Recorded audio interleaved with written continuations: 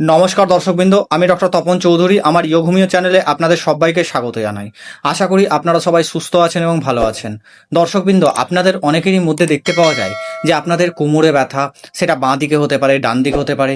কারো ক্ষেত্রে কোমরে ব্যথাটা পা বেয়ে নিচের দিকে নামে, কারো ক্ষেত্রে গোড়ালিতে সূচ ফোটার মতো ব্যথা, কারো ক্ষেত্রে পাইলসের সমস্যা বা পাইলসের ব্যথা, সেটা কোমরে হতে পারে, কারো ক্ষেত্রে প্রস্রাবের জ্বালা, কারো ক্ষেত্রে পেচ্ছাপের থলিতে ব্যথা, তো ইত্যাদিতে।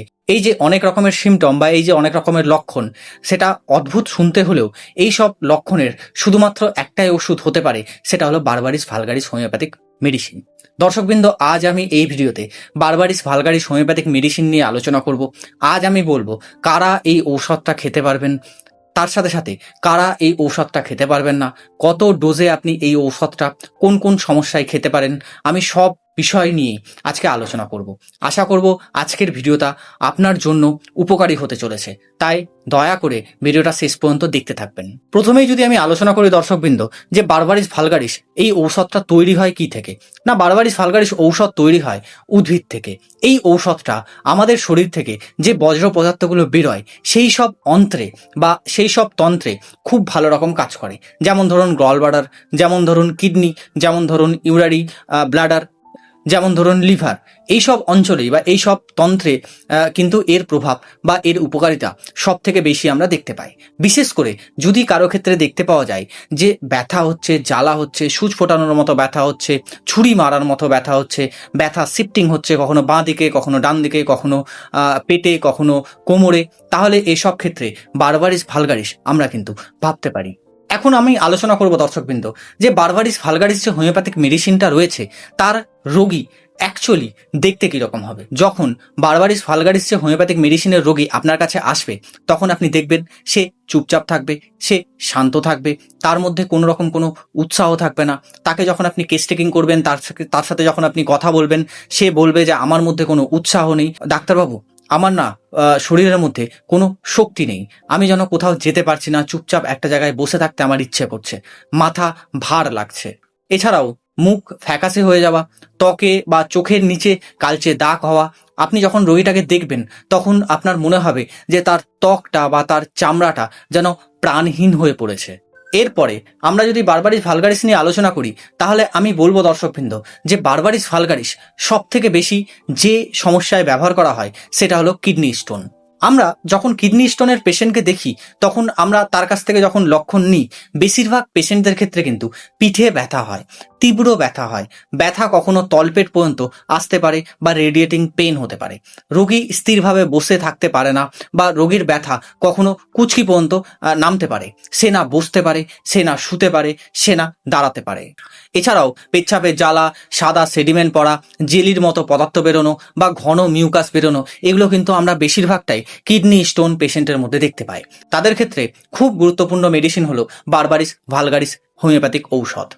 আবার বারবারিস ভালগারিস হোমিওপ্যাথিক ঔষধটা কিন্তু যদি কারো পেচ্ছাপে ইনফেকশন থাকে, যদি কারো বারবার ইউটিআইয়ের সমস্যা হচ্ছে, ঘন ঘন তার পেচ্ছাপে সমস্যা হচ্ছে, তার পেচ্ছাপে জ্বালা হচ্ছে, সে ঠিকঠাক করে পেচ্ছাপ করতে পারছে না, তার মনে হচ্ছে যে আমি পেচ্ছাপটা করে আসছি কিন্তু তাও আমার ব্লাডারের মধ্যে পেচ্ছাপ যেন রয়ে যাচ্ছে, আমার পেচ্ছাপটা ঠিকঠাক করে ক্লিয়ার হচ্ছে না, পেচ্ছাপ করার আগেও জ্বালা হতে পারে, পেচ্ছাপ করার সময়ও জ্বালা হতে পারে, আবার কারো কারো ক্ষেত্রে পেচ্ছাপ করার পরেও কিন্তু জ্বালা দেখতে পাওয়া যায়। বিশেষ করে যাদের ইউটিআইয়ের সমস্যা রয়েছে, ঘন ঘন ইউরিন ইনফেকশন হচ্ছে, তাদের ক্ষেত্রেও কিন্তু বারবারিস ভালগারিস যে হোমিওপ্যাথিক মেডিসিনটা রয়েছে সেটা কিন্তু খুব ভালো রকম কাজ করে। এছাড়াও পাইলসের সমস্যার জন্যও কিন্তু বারবারিস ভালগারিস যে হোমিওপ্যাথিক মেডিসিনটা আছে সেটা কিন্তু খুব ভালো রকম কাজ করে দর্শকবৃন্দ। বিশেষ করে দেখতে পাওয়া যায় যে পাইলসের ক্ষেত্রে পায়ুদ্বারে একটা জ্বালা অনুভূত হয়। কেন অনুভূত হয়? কারণ পেশেন্টের কনস্টিপেশন হতে পারে বা কোষ্ঠকাঠিন্য হতে পারে। অনেকের ক্ষেত্রে দেখতে পাওয়া যায় যে পাইলসের সাথে সাথে তার কিন্তু কোমরে ব্যথা থাকে, যা কিনা কোমর বেয়ে নিচের দিকে নামে। তাদের ক্ষেত্রেও কিন্তু বারবারিস ভালগারিস তার যে পাইলসের সমস্যাটা আছে সেটাকে কমানোর জন্য বা তার পাইলসের যে জ্বালাটা আছে সেটাকে কমানোর জন্য, তার পিঠে ব্যথাটাকে কমানোর জন্য বারবারিস ভালগারিস কিন্তু আমরা ব্যবহার করতে পারি। এছাড়াও দর্শকবৃন্দ, লিভারের সমস্যা বা গল ব্লাডারের সমস্যাতেও কিন্তু আমরা বারবারিস ভালগারিস যে হোমিওপ্যাথিক মেডিসিনটা আছে সেটা কিন্তু ব্যবহার করি। অনেকের ক্ষেত্রে দেখতে পাওয়া যায় যে তার ডান দিকে পেটে ব্যথা হয়, পেটে ভার লাগা শুরু হয়, গ্যাস অ্যাসিডের সমস্যা হয়, অরুচি ভাব লাগে, মুখে কোনো স্বাদ থাকে না। এইসব সমস্যা দেখলেই আমরা কিন্তু পেশেন্টকে ইউএসজি করতে পাঠাই বা আলট্রাসোনোগ্রাফি করতে পাঠাই। সেখানে দেখতে পাওয়া যায় যে লিভার বড় হয়েছে বা গল ব্লাডারে সমস্যা রয়েছে। যাদের ক্ষেত্রে গল ব্লাডারের সমস্যা থাকে, অর্থাৎ গল ব্লাডারে স্টোন থাকে, তাদের ক্ষেত্রে কি হয় যে পেটে ব্যথা হচ্ছে, বিশেষ করে ডান দিকে ব্যথা হচ্ছে, সেটা কিন্তু রেডিয়েট করে পেটের পেছন দিকে বা পিঠের দিকে তার কিন্তু ব্যথা হতে পারে।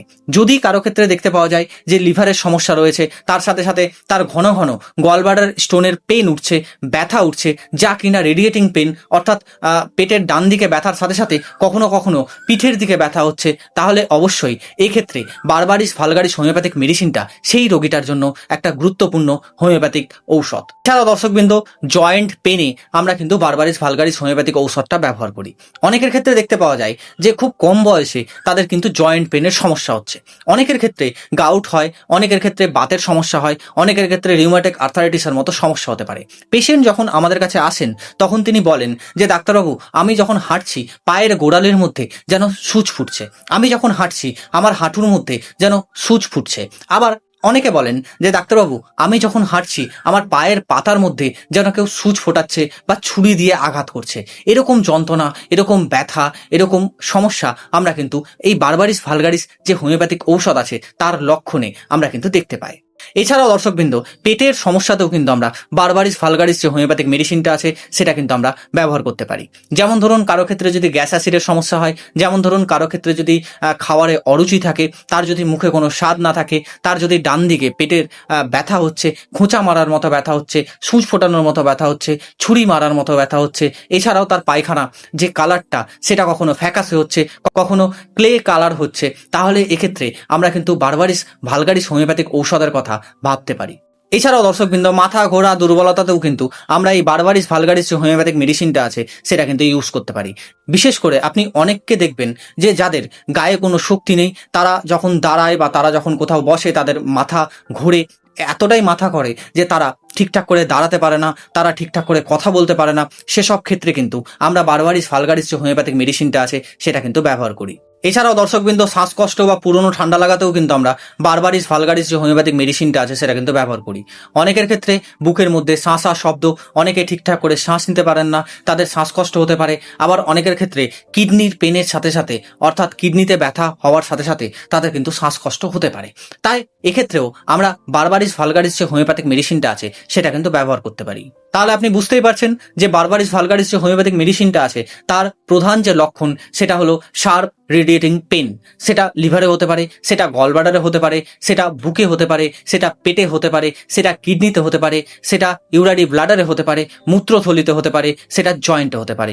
যখন আপনি দেখবেন শার্প রেডিয়েটিং পেন আছে সেখানটায়, তাহলে সেখানটায় আপনি বারবারিস ভালগারিস যে হোমিওপ্যাথিক মেডিসিনটা আছে সেটা কিন্তু আপনি ভাবতে পারেন। এরপরে সব থেকে গুরুত্বপূর্ণ কথা যে বারবারিস ভালগারিস তো হোমিওপ্যাথিক ঔষধ সম্বন্ধে আপনি জানলেন, কিন্তু এই ঔষধটা আপনি খাবেন কি করে? এই ঔষধটা আপনি মাদার টিংচার ফর্মেও খেতে পারেন, এই ঔষধটা আপনি পোটেন্সি ফর্মেও খেতে পারেন।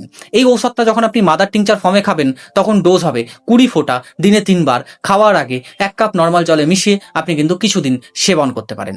যদি আপনি 6 বা 30 পোটেন্সি সেবন করেন তাহলে 2 ফোঁটা 2 চামচ জলের সাথে মিশিয়ে দিনে 2 বার বা দিনে 3 বার খাওয়ার আগে আপনি কিন্তু সেবন করতে পারেন। এতে দেখবেন যে আপনার যে সমস্যা সেটা কিন্তু আস্তে আস্তে কমতে থাকবে। যদি আপনি মাদার বা 6 বা 30 এর থেকে হাই পোটেন্সি সেবন করেন তাহলে অবশ্যই আপনি কাছের কোনো অভিজ্ঞ চিকিৎসককে একবার দেখাবেন, তার পরামর্শ নেবেন, তার পরামর্শ মতো ডোজ সিলেকশন করবেন, তারপরেই আপনি এই ঔষধটা সেবন করতে পারেন। তাছাড়া দর্শকবৃন্দ, কারা এই ঔষধটা খাবেন না বা কাদের ক্ষেত্রে এই ঔষধটা নয়, যাদের ক্ষেত্রে ইউরিনে রক্ত পড়ছে বা আপনার ইউরিন ইনফেকশনের সাথে জ্বর হচ্ছে বা আপনার কিডনিতে স্টোন রয়েছে বা গলব্লাডারে স্টোন রয়েছে, আপনি জানেন না কতটা স্টোন আছে বা কত বড় স্টোন আছে, আপনার উচিত ইউএসজি করে দেখা। যদি সব থেকে বড় স্টোন থাকে বা বেশি বড় স্টোন থাকে তাহলে অবশ্যই আপনার এই ঔষধটার পরিবর্তে অবশ্যই আপনাকে ডাক্তারবাবুর হেল্প নিতে হবে বা ডাক্তারবাবুকে দেখিয়ে সার্জারির হেল্প নিতে হবে। যদি কারো ক্ষেত্রে দেখা যাচ্ছে যে তার পেটে ব্যথা হচ্ছে, বমি বন্ধ হচ্ছে না, বা পাতলা পায়খানা হচ্ছে, ডায়রিয়ার সমস্যা হচ্ছে, কোনো মতে বন্ধ হচ্ছে না, তাহলে আপনি অবশ্যই দেরি না করে কাছের কোনো অভিজ্ঞ চিকিৎসকের কাছে গিয়ে পরামর্শ নিতে পারেন। যদি আপনি সঠিক রোগী নির্বাচন করে এই বারবারিস ভালগারিস হোমিওপ্যাথিক ঔষধটা ইউজ করেন, ব্যবহার করেন বা রোগীকে দেন, তাহলে দেখবেন যে আপনি খুব ভালো রেজাল্ট পাবেন। আশা করবো দর্শকবৃন্দ আজকের যে আলোচনা, আজকের যে টপিক আপনার খুব ভালো লেগেছে এবং উপকারে এসছে। যদি ভালো লাগে বা উপকারে আসে অবশ্যই ভিডিওটা লাইক, কমেন্ট এবং শেয়ার করবেন। যদি আপনি এই চ্যানেলে নতুন হন অবশ্যই চ্যানেলটা সাবস্ক্রাইব করে পাশে থাকা বেল আইকনটা প্রেস করে দেবেন, যাতে কিনা যখনই আমি এরকম ইনফরমেটিভ কিছু আপলোড দেবো তখনই যেন আপনার কাছে দ্রুতই নোটিফিকেশনটা পৌঁছে যায়। ভালো থাকুন, সুস্থ থাকুন, দেখতে থাকুন ইয়োগ হোমিও চ্যানেল। দেখা হবে আবার নেক্সট কোনো আলোচনায় বা নেক্সট কোনো টপিকে। এছাড়াও যারা যারা হোম রেমেডিস সম্বন্ধে পিডিএফ নিতে চান বা বই দেখতে চান, তারা অবশ্যই এই ভিডিও ডেসক্রিপশনে গিয়ে আমাদের নিজস্ব তৈরি হোম রেমেডিসের বুক কিনে নিতে পারেন। সেই পিডিএফ এর লিঙ্ক আমি এই ভিডিওর নিচে বা যে কোনো ভিডিওর নিচে ডেসক্রিপশনে আপনি পেয়ে যাবেন। আজকের মতো ধন্যবাদ, নমস্কার।